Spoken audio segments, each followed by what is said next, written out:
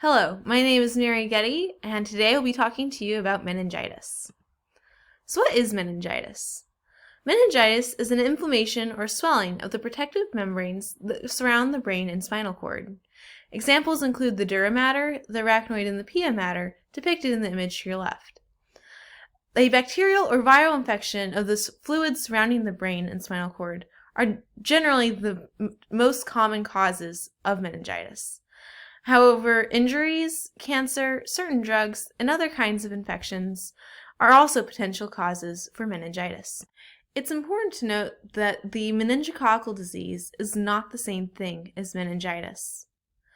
The meningococcal disease is any illness caused by the specific bacteria Neisseria meningitidis.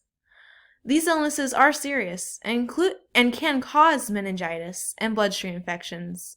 But not all cases of meningitis are caused by Neisseria meningitidis. Meningitis is also not the same thing as encephalitis. When an infection affects the membrane surrounding the brain, it's meningitis. When it affects the brain itself, then it's encephalitis. Approximately 600 to 1,000 people develop meningitis in the United States every year. This number of cases is decreasing, likely due to more people getting the meningitis vaccine, which we'll be discussing later on in this talk.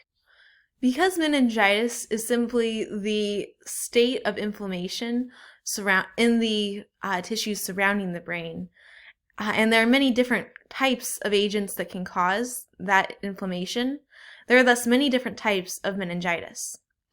There are 5 categories of meningitis, however, the first 3 are the most common.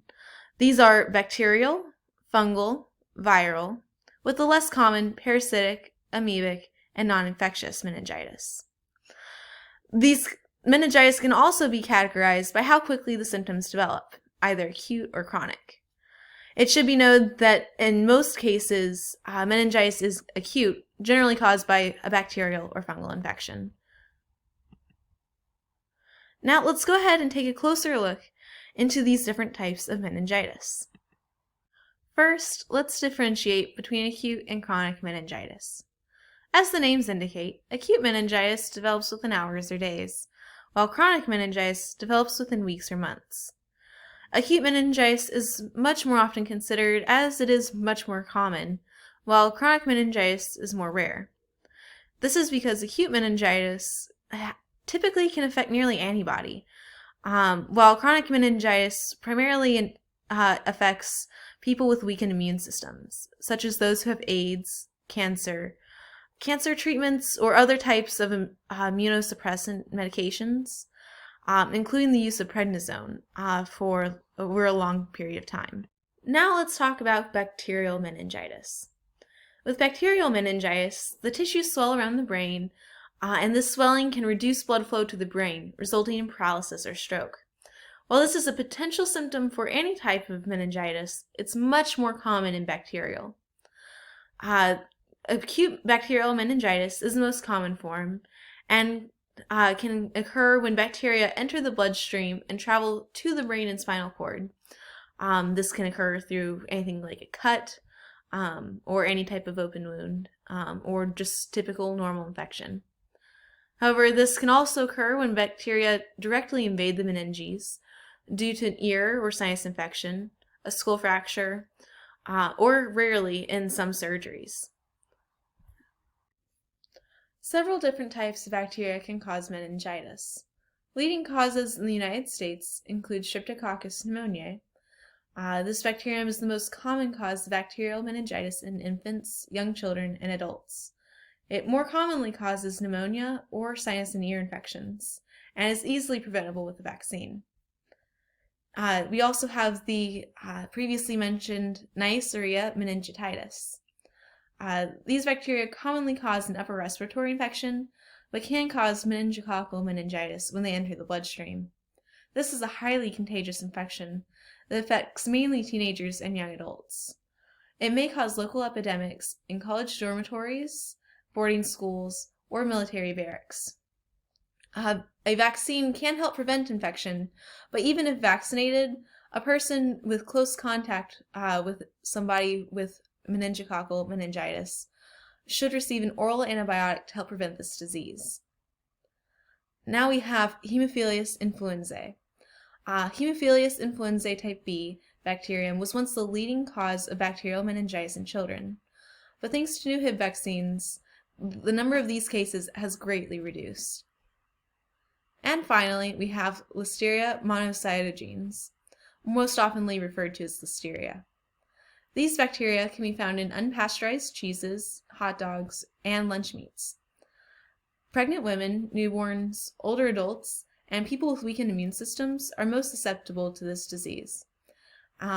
It should be noted that Listeria can cross the placental barrier, and infections in late pregnancy can be fatal to the baby. Now let's talk about viral meningitis. Remember that meningitis is that inflammation of the tissues and linings surrounding the brain and spinal cord. Thus, any viral infection that causes that inflammation can be a cause of viral meningitis. While non-polio enteroviruses are the most common cause, other viruses include arboviruses, such as the West Nile virus, herpes viruses, including the Epstein-Barr virus, which can cause mononucleosis, and the Varicella-Zoster virus, which can cause chickenpox and shingles. In addition, you have the influenza, just the normal flu, as well as lymphocytic choriomeningitis virus, measles, and mumps. This wide variety of causes for viral meningitis is the primary reason why we don't have a single vaccine to protect against all of them. Each virus must be protected against in its own unique fashion. In addition, each virus spreads slightly differently, and thus the mode of transmission depends on the type of virus. Viral meningitis is most common in children younger than 5 years old and in people with weakened immune systems. It's also important to note that patients usually recover in 7 to 10 days without any treatment. If they do receive treatment, it's typically in the form of antiviral medicines that help with the specific virus. However, antibiotics do not help with any viral infection, and thus they are not useful in the treatment of viral meningitis. Now, what are some of the risk factors for meningitis? Well, one of the most important factors to consider is age. While babies are at increased risk due to their weakened immune systems, people of any age are susceptible.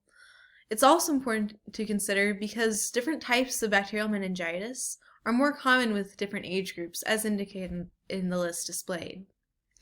In addition, group settings are an important risk factor, as infectious diseases tend to spread where large groups of people gather. For instance, in meningitis is found in many college campuses. In addition, there are certain medical conditions, medications, and surgical procedures that can put people in increased risk. For example, having an HIV infection or a cerebrospinal fluid leak, or not having a spleen, can increase a person's risk for several types of bacterial meningitis due to their weakened immune system. In addition, a bit more obviously, is working with meningitis-causing pathogens due to work in a research laboratory or in a hospital. And finally, travel.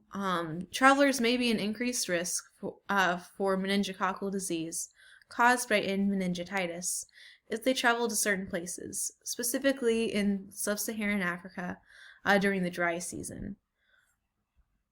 Now let's take a closer look into modes of transmission. How do you actually get meningitis? Let's start off with bacterial. It's important to note that how people spread the germs often depends on the type of bacteria, and that people can have these bacteria in or on their bodies without being sick. These people are called carriers, and while they've never become sick, can still spread the bacteria to others. Here are some of the most common examples of how people spread each type of bacteria to one another. First, group B Streptococcus and E. coli can be passed from mother to offspring during birth. Meanwhile, H. influenzae, M. tuberculosis, and S. pneumoniae can be spread by coughing or sneezing while in close contact with others, who then breathe in the bacteria. Meanwhile, N. meningitis can be spread by sharing respiratory or throat secretions, such as saliva or spit. This typically occurs during close contact, such as coughing or kissing, or a lengthy contact, such as living together. Meanwhile, people usually get sick from E. coli and L-monocytogenes by eating contaminated food.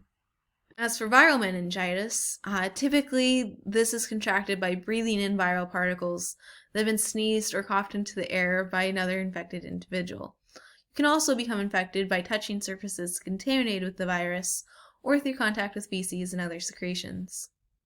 For fungal meningitis, it's often contracted by breathing in fungal spores that may be found in soil, decaying wood, or bird droppings. And finally, for parasitic and amoebic meningitis, this is typically contracted by swimming in fresh water that has these parasites living within them, or by eating foods contaminated with them. Now for symptoms.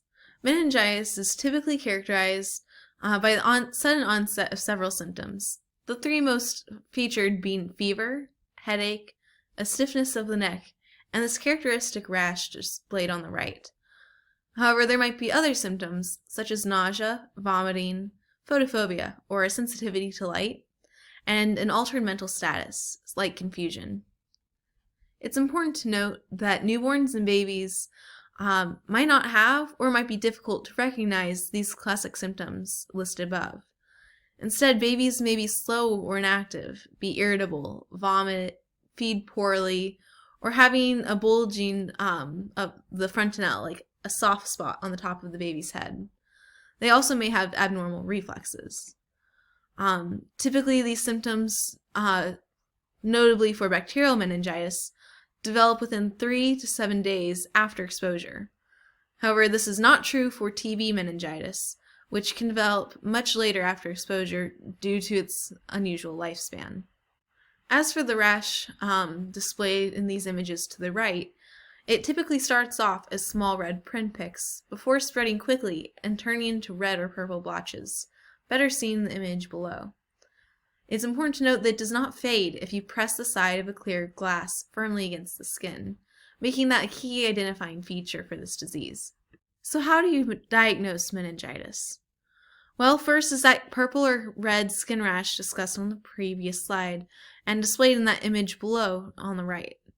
Also characteristic is that stiffness of the neck, as well as hip and knee bending ability, displayed by abnormal reflexes as demonstrated in that image to the top right corner. Tests might also be done by performing a nose and throat swab or by doing a spinal tap to look for an increase in white blood cells and antibacteria, as well as other types of more generic blood tests, stool samples, MRI, and CT scans. So how do you treat meningitis? Well, it depends on the type. For bacterial meningitis, antibiotics are administered to patients and their close contacts, as antifungal medications are administered to fungal meningitis. Meanwhile, viral, amoebic, and parasitic meningitis don't have a specific treatment, only for symptoms or the underlying infection. In addition, non-infectious meningitis, a type not primarily discussed in this presentation, but typically caused by some type of autoimmune condition, might be prescribed prednisone. Well, how do you prevent meningitis? Well, let's back up and start with bacterial. There are vaccines for 4 types of bacteria that can cause meningitis, listed here. There are also 2 types of meningococcal vaccines available in the United States. The meningococcal conjugate vaccine should be taken at 11 to 12 years old with a booster at 16, while the serogroup B vaccine should be taken at 16 to 23 years old.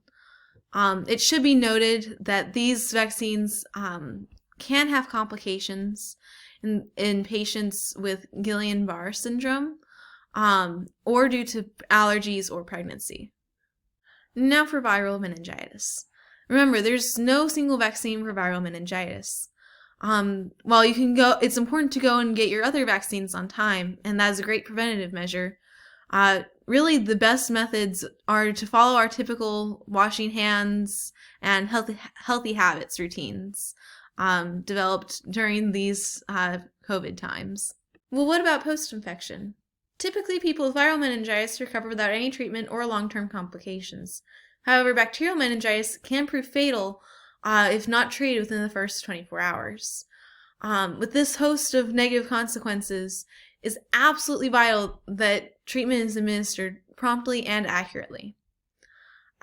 Thank you very much and have a great day.